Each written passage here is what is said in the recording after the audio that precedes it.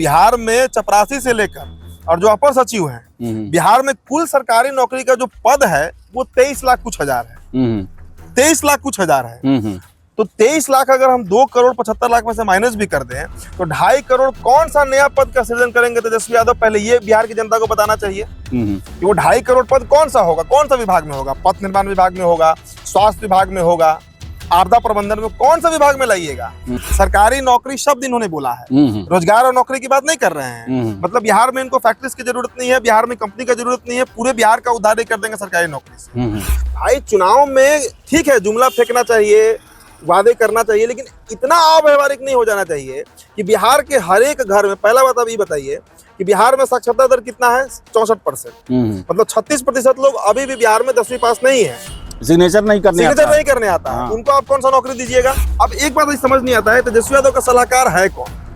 और जो भी इनको ये बुद्धि देता है कि जाकर ये बात बोल दीजिए, अपने मन से तो नहीं बोलते हैं। नाला पर दहला है क्या? ये कोई दहला वाला नहीं है, ये बैकफायर कर जाएगा इनको, अब देखिएगा। अच्छा आप एक बात बताइए ना, बिहार के अगर हर घर से एक व्यक्ति सुबह निकल कर चला जाए सरकारी नौकरी करने के लिए तो 3.25 करोड़ लोग के लायक सरकारी दफ्तर कहाँ है पटना में? पहले हमको ये बताइए। बिहार भर में आप जोड़िए ना, ब्लॉके में जोड़ लीजिए, जिला स्तर पर जोड़ लीजिए, कहाँ बैठेगा लोग? नमस्कार, आप देख रहे हैं द बिहार टॉप। मैं हूँ आदेशपुरी। अभी हम राजभवन के पास हैं और हमारे सामने एक अनेक मार्ग है और बिहार में इसी भवन पर कब्जा करने के लिए जो है वो सारी प्रक्रिया चल रही है। चुनाव की प्रक्रिया शुरू हो गई है। आपको बता दें कि वादों और नारों का जो है समय शुरू हो गया है। बीजेपी के द्वारा, एनडीए के द्वारा भी एक से एक आश्वासन और लुभाने के लिए जनता को कहा जाए तो रेवड़ी बांटा गया है।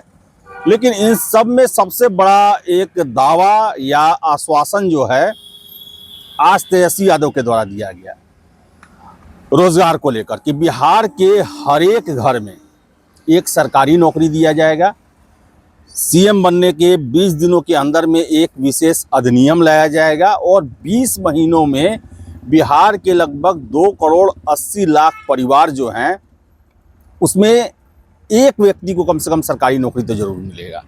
अब देखिए, ये शिक्षा रोजगार तो मेरा बीट है, लेकिन अभी चूंकि चुनाव और चुनावी वादा नारा चल रहा है तो मेरे सहयोगी हैं उदित आर्यन, पॉलिटिकल बीट को देखते हैं। तो हम लोग चर्चा करेंगे कि ये वादा या दावा कहा जाए कितना प्रभावी होगा, वोटरों को कितना लुभाएगा और बिहार के युवाओं को इससे कितना कल्याण होगा। उदित, क्या लगाते हैं तेजस्वी के इस मास्टर स्ट्रोक से कुछ फायदा होगा या फिर महज ये नारा है? देखिए, कोई मास्टर स्ट्रोक नहीं है। इसका क्या प्रभाव पड़ेगा, दूरगामी प्रभाव चुनाव पर क्या पड़ेगा, ये तो 14 नवंबर को क्लियर हो जाएगा। लेकिन उसके पहले हमारा भी थोड़ा सा इस पर अपना तथ्य हम रखेंगे। लेकिन उससे पहले जरा आंकड़े से हमको समझना होगा आदेश जी। अभी 2 साल पहले जातीय जनगणना हुआ बिहार में, 13 करोड़ के आसपास बिहार की आबादी बताई गई। 13 करोड़, 2 करोड़ 76 लाख परिवार हैं। तेजस्वी के अनुसार अगर एक परिवार में एक व्यक्ति को ये नौकरी देते हैं अगले 20 महीनों के अंदर, कहे हैं कि अगर सीएम बनते हैं तो 20 दिन के अंदर में हम अधिनियम लाएंगे और 20 महीने के अंदर में बिहार के हर एक परिवार के एक व्यक्ति को हम सरकारी नौकरी देंगे। सरकारी नौकरी शब्द इन्होंने बोला है, रोजगार और नौकरी की बात नहीं कर रहे हैं। मतलब बिहार में इनको फैक्ट्रीज की जरूरत नहीं है, बिहार में कंपनी का जरूरत नहीं है, पूरे बिहार का उद्धार कर देंगे सरकारी नौकरी से। आंकड़ा है 2 करोड़ 76 लाख, आप 2 करोड़ 80 लाख बोल रहे हैं, 3.25 करोड़ मान लिया जाए। 3.25 करोड़ बिहार में चपरासी से लेकर और जो अपर सचिव हैं, बिहार में कुल सरकारी नौकरी का जो पद है वो 23 लाख कुछ हजार है। 23 लाख कुछ हजार है। तो 23 लाख अगर हम 2 करोड़ 75 लाख में से माइनस भी कर दें तो 2.5 करोड़ कौन सा नया पद का सृजन करेंगे तेजस्वी यादव? पहले ये बिहार की जनता को बताना चाहिए कि वो 2.5 करोड़ पद कौन सा होगा, कौन सा विभाग में होगा? पथ निर्माण विभाग में होगा, स्वास्थ्य विभाग में होगा, आपदा प्रबंधन में, कौन सा विभाग में लाइएगा? क्या नया पद का सृजन कर दीजिएगा? देखिए, इतने अव्यवहारिक तरीके से ये बयान देकर वो निकल गए।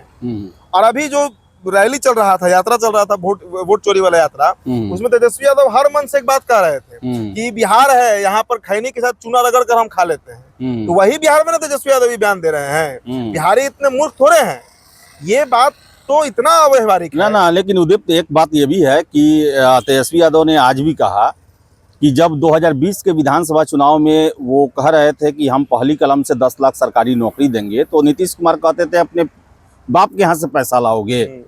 और जब 17 महीने की सरकार रही तो 5 लाख तो नौकरी दिया गया। 5 लाख नहीं, 2,34,000। ऑन पेपर 2,34,000 नौकरी दिया गया है। वैकेंसी तो निकला ना, कैंडिडेट भले ना मिला हो। नौकरी 2,34,000 दिया गया। और ये बार बार जो ये दावा करते हैं, देखिए हम ये नहीं कह रहे हैं कि हम इनका क्रेडिट ले रहे हैं। नौकरी बिहार में कौन दे सकता है, वो सिर्फ और सिर्फ सीएम का अथॉरिटी होता है, सिर्फ मुख्यमंत्री। तो बिना उनके मुख्यमंत्री भी 2.5 करोड़ नौकरी दे सकते हैं, कोई नहीं दे सकता है। पूरे भारतवर्ष में अगर प्रधानमंत्री भी कहें, नरेंद्र मोदी कह देना कि 2 लाख रोजगार देंगे, कितना रोजगार मिल गया? 2 करोड़ 2 करोड़ कहे तो हर साल कितना रोजगार दे दिए भाई। चुनाव में ठीक है जुमला फेंकना चाहिए, वादे करना चाहिए, लेकिन इतना अव्यवहारिक नहीं हो जाना चाहिए कि बिहार के हर एक घर में। पहला बात अब ये बताइए कि बिहार में साक्षरता दर कितना है? 64%। मतलब 36% लोग अभी भी बिहार में 10वीं पास नहीं है, सिग्नेचर नहीं करने आता है। उनको आप कौन सा नौकरी दीजिएगा? कहाँ से नौकरी दीजिएगा? कौन सा नौकरी देंगे तेजस्वी यादव? ये पूरी तरीके से सिर्फ, अब एक बात समझ नहीं आता है, तेजस्वी यादव का सलाहकार है कौन? अब जो भी इनको ये बुद्धि देता है कि जाकर ये बात बोल दीजिए, अपने मन से तो नहीं बोलते हैं। वो नाहला पर दहला है क्या? ये कोई दहला वाला नहीं है, ये बैकफायर कर जाएगा इनको। अब देखिएगा, इनका जो पॉलिटिकल स्ट्रेटेजिस्ट है, जो इनका रणनीतिकार है, या तो उसका बीजेपी से सेटिंग है, या फिर उसको बिहार का आकलन नहीं है। बिहार में बच्चा बच्चा जानता है। देखिए हम लोग खुद नौकरी के पक्षधर हैं। आप तो उसका बीट भी कवर करते हैं, हर आंदोलन को आप कवर करते हैं, बिहार में पेपर लिखो, कोई भी मामला हो। लेकिन वैसे मुद्दे जो छात्र हित में हो, जो बिहार के युवाओं के हित में हो, अगर ये कहते कि हम अगर सरकार में आए तो अगले 20 महीने के अंदर में हम बिहार में 20 बड़े इन्वेस्टमेंट करा देंगे, 20 बड़े कंपनी को इनवाइट कर देंगे, 20 बड़े रोजगार का सृजन करा देंगे, उस मार्फत हम आईटी सेक्टर में इन्वेस्टमेंट लाएंगे, हम अलग अलग सेक्टर में। प्रभाव पड़ेगा कि नहीं वोटर? इसका कोई प्रभाव नहीं पड़ना है, कोई ना कोई तो प्रभावित होगा ही। मैं 75 विधानसभा बिहार का घुमा हूँ पिछले 75 दिनों में। बूढ़ी बूढ़ी महिला जो है गांव देहात में ना, वो भी कह रही है कि अब बिहार में कंपनी का जरूरत है। मेरा बेटा गुजरात में रह रहा है, मेरा बेटा तमिलनाडु में रह रहा है। सरकारी नौकरी का लिमिटेशन बिहारी जान गए हैं। बिहार बदनाम सरकारी नौकरी के चलते हैं। गुजरात में सरकारी नौकरी का कोई मतलब नहीं है, महाराष्ट्र में नहीं है, तमिलनाडु में नहीं है, बिहार में इसलिए क्योंकि यहाँ पे कोई दूसरा काम ही नहीं है, कोई दूसरा रोजगार ही नहीं है। तो ये जो वादे अगर ये करते कि हम इतने इन्वेस्टमेंट मंगाएंगे, ये कंपनी जाएंगी, इतना रोजगार सृजन होगा, उस पर वो नहले पर दहला हो सकता था। इसलिए कि जितने बात ये बोलते चले गए, सब मुद्दा जो है वो नीतीश कुमार पूरा करते चले गए। बिजली का बात किए, नीतीश कुमार बिजली फ्री कर दिए। पेंशन का बात किए, नीतीश कुमार पेंशन बढ़ा दिए। जितना वेतन बढ़ाने का बात किए, सब नीतीश कुमार कर दिए। सरकारी वैकेंसीज लाने लगे, नीतीश कुमार ने वादा कर दिया, युवा आयोग का गठन हो गया, बेरोजगारी भत्ता आ गया। तो मुद्दा विहीन हो चुके हैं तेजस्वी यादव। तो अब उसके लिए भरपाई करने के लिए क्या कर रहे हैं कि हम हर एक घर से सरकारी नौकरी दे देंगे। अव्यवहारिक है, तथ्यहीन है, इसमें कहीं कोई लॉजिक नहीं है। ये तेजस्वी भी जानते हैं, ये बात तेजस्वी यादव भी जानते हैं। इसलिए मैंने कहा कि बिहार उतना कर सकता है क्या? इतना पोटेंशियल बिहार के पास है, इतना आर्थिक संसाधन है कि सिर्फ सरकारी नौकरी पर जो है ये स्टेट सरवाइव कर जाएगा।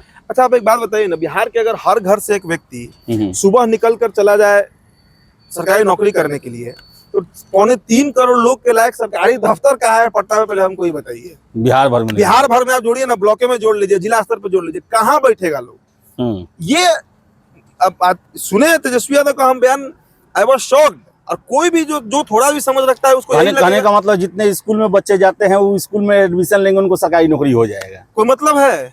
कोई लॉजिक है? जो 10वां पास नहीं है उसको भी सरकारी नौकरी दे दीजिएगा, जो चौथा पत्रों तक पढ़ा है उसको भी आप नौकरी दे दीजिएगा। बिहार की जनता ये बात जान रही है। मैंने क्या कहा कि अगर ये बात करते कंपनीज का, इन्वेस्टमेंट का, रोजगार का, तो बहुत असर कर जाता है वो, क्योंकि चुनाव अब एकदम सर पर है। और बिहार का आज सबसे बड़ा मुद्दा पलायन और रोजगार ही है। क्यों इंडिया गवर्नमेंट बार बार रोजगार और पलायन की बात कर रही है? क्योंकि 20 साल के गवर्नेंस में एक यही मुद्दा है जो अछूता रह गया। सड़क बन गया बिहार में, इंफ्रास्ट्रक्चर तैयार हो गया, अब तो मेट्रो भी चलने लगा, गांव गांव तक सड़क पहुंच गया, बिजली पहुंच गया, पानी पहुंच गया, सारा इंफ्रास्ट्रक्चर तैयार हो गया। लेकिन रोजगार आज भी उतना ही ज्वलंत मुद्दा है, आज भी उतना ही ज्वलंत मुद्दा है। तो इस पर अगर रिलेवेंट, तो फिर 2020 में तेजस्वी को इतना माइलेज क्यों मिला था? देखिए, कहा जाता है कि ये पढ़ाई, दवाई, सिंचाई, यही सब का मुद्दा उठाकर जो है वो सबसे बड़ी पार्टी के रूप में उभरे हुए थे। एकदम गलत बात है आदेश जी, एकदम गलत बात है। 2020 में एनडीए सरकार और महागठबंधन में मात्र 11,760 वोटों का अंतर रहा। कहा जाता है कि दोनों का प्रतिशत लगभग बराबर था। इसलिए बराबर था कि चिराग पासवान 5.5% वोट अकेले काट कर लेके चले गए। उपेंद्र कुशवाहा 2.5% वोट अकेले काट कर लेके चले गए थे। वो दोनों को कलेक्टिव जदयू का 41 सीट हारने में 40 से 45 सीट राष्ट्रीय जनता दल को फ्री का मिला था, as a gift Chirag Paswan ने गिफ्ट कर दिया था। आप कोई समीकरण मिला लीजिए, मैं शाहबाद का हूँ, 22 इसीलिए विधानसभा चिराग सीट को एकदम मनाने के लिए बीजेपी बीजेपी लगी हुई है। चिराग और उपेंद्र कुशवाहा अगर साथ रहते एनडीए के पिछले सरकार में, पिछले चुनाव में, तो महागठबंधन में 70 में 19 सीट कांग्रेस को आया था। 80 सीट के आसपास जो राजद गई थी वो 35 से 40 सीट में रहती।